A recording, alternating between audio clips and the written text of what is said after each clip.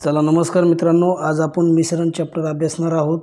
तर पहिला क्वेश्चन आपल्या समोर आहे। जर 7% मिठाच्या 12 लिटर द्रावणाला उकळून 4 लिटर पाण्याला बाष्पीकृत केले तर उरलेल्या द्रावणात मिठाची शेकडेवारी काय आहे। बघा कन्सेप्ट काय सांगतोय बघा। तर 7% 12 लिटर द्रावणामध्ये 7% आहे, म्हणजेच काय करायचं असते 7 गुणिले 12 करायचं। टक्के म्हणजे भागिले 100 टक्केवारी म्हणजे 100 अशी तुलना केलेली असते बघा।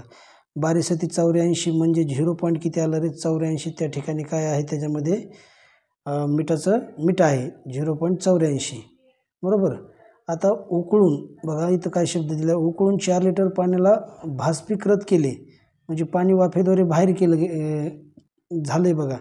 तर 12 मधून नाही का 4 लिटर पाणी बाहेर गेले म्हणजे खाली किती राहिलं बघा। 12 मधून 4 गेलं खाली किती राहिलं 8 लिटर। ओके 8 लिटर पाणी राहिले। आता त्यांनी विचारले पुढं, तर उरलेल्या द्रावणात मिठाची शेकडेवारी काय आहे। मीठ किती रे 0.84, उरलेले किती आहे द्रावण 8, वरती छेदामध्ये अंशामध्ये 0 पॉईंट काय घ्यायचं 84 म्हणजे 8 वरती 0.84 तर 100ला किती असणार आहे म्हणजे 100ने मल्टिप्लाय करायचं। आता हे कॅल्क्युलेशन करत असताना मी निम्मी करतो बघा। 2ने भाग जर दिला तर वरती इथं 50 राहणार आहे, इथं 4 राहणार आहे। इथपर्यंत क्लिअर झालं। आता नंतर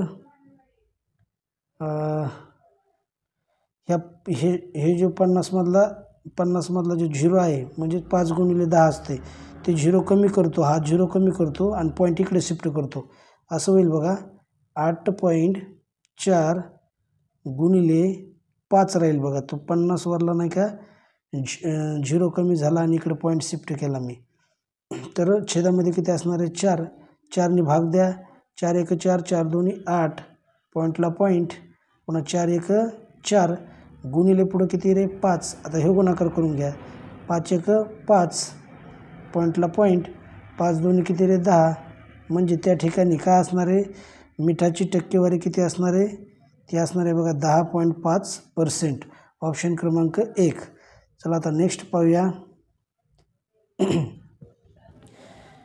300 ग्राम साखरेच्या द्रावणात 40% साखर आहे, ह्यात अजून किती ग्राम साखर मिसळावी की नवीन द्रावणात 50% साखर राहील। तर बघा आपल्याला हे दोन पद्धतीने सोडवता येतं, पण आपली डिटेल मेथडच अभ्यासूया बघा। 300 मध्ये किती रे 40% आहे म्हणजे नेमकं किती आहे बघूया आपण साखर भागिले 100 बरोबर। हे 2 शून्य कमी झाले, हे 2 शून्य कमी झाले आणि हे शून्य ॲज इट इज। 3 गुणिले 4 किती 4 त्रिक 12, 120 काय आहे त्या ठिकाणी 300 ग्राम साखरेच्या द्रावणात नाही का साखर 120 ग्रॅम आहे। साखर 120 ग्रॅम आहे आणि जे अदर द्रावण आहे त्याच्यामध्ये ते किती असणार आहे 300 मधून 120 गेले तर 180 असणार आहे। पण त्याने विचारले अजून किती ग्राम साखर मिसळावी, म्हणजे मी x ग्राम साखर मिसळतो बरोबर। तर ह्याची टक्केवारी आपल्याला करायची बघा, प्रमाण 50% करायचं आहे।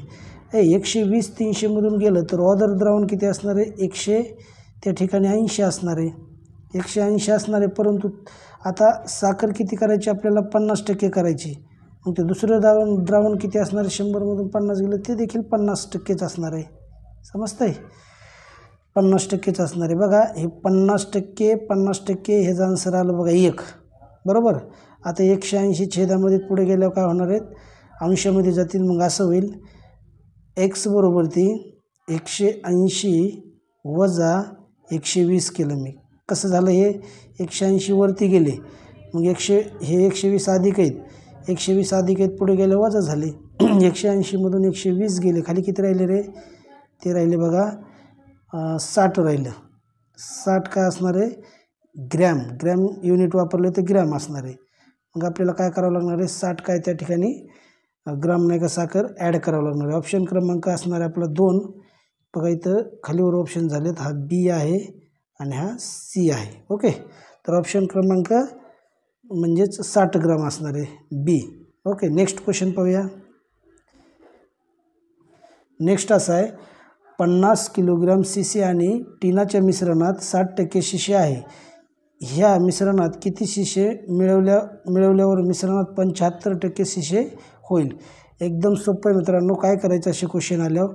आता अगोदर काय दिलं शिशेचं प्रमाण किती दिलेलं 60%, मग 50 किलोग्रॅममध्ये 60% म्हणजे 60 गुणाकारमध्ये लिहायचे, छेदामध्ये 100.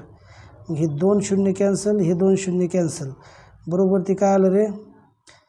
6 पंचे 30. 30 नाही का के जी काय आहे? 30 के जी आहे बघा शिशे.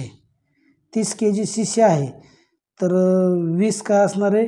टीना असणार आहे. तर बघा ते म्हणतात पुन्हा ह्या मिश्रणात किती शिशे मिळवल्या. अगोदर आपल्याला त्याच्यामध्ये मिश्रणात किती 30 के जी आहे. आणखी मला एक्स मिळवायचं आहे, जे की मला त्याचं प्रमाण करायचं आहे बघा 75%. इथं 75% लिहिलं. आता छेदामध्ये शिशे 30 आहे, टोटल द्रावण किती रे? 50. मग 50मधून 30 गेलं तर ते टीना नावाचं काय असणार आहे?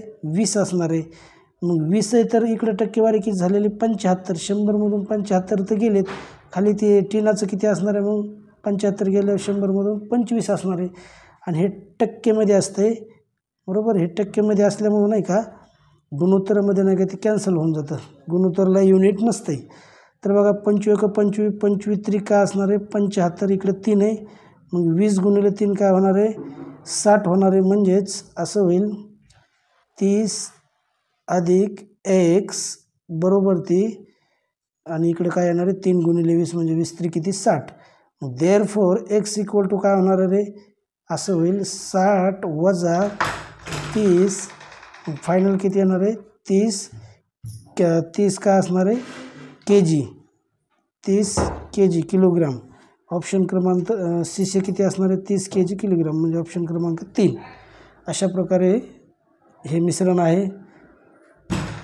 तर अशाच व्हिडिओमध्ये, ट्रिकच्या व्हिडिओमध्ये भेटूया नंतरच्या व्हिडिओमध्ये. चॅनल जर सबस्क्राईब केलं नसेल तर सबस्क्राईब करून घ्या. धन्यवाद.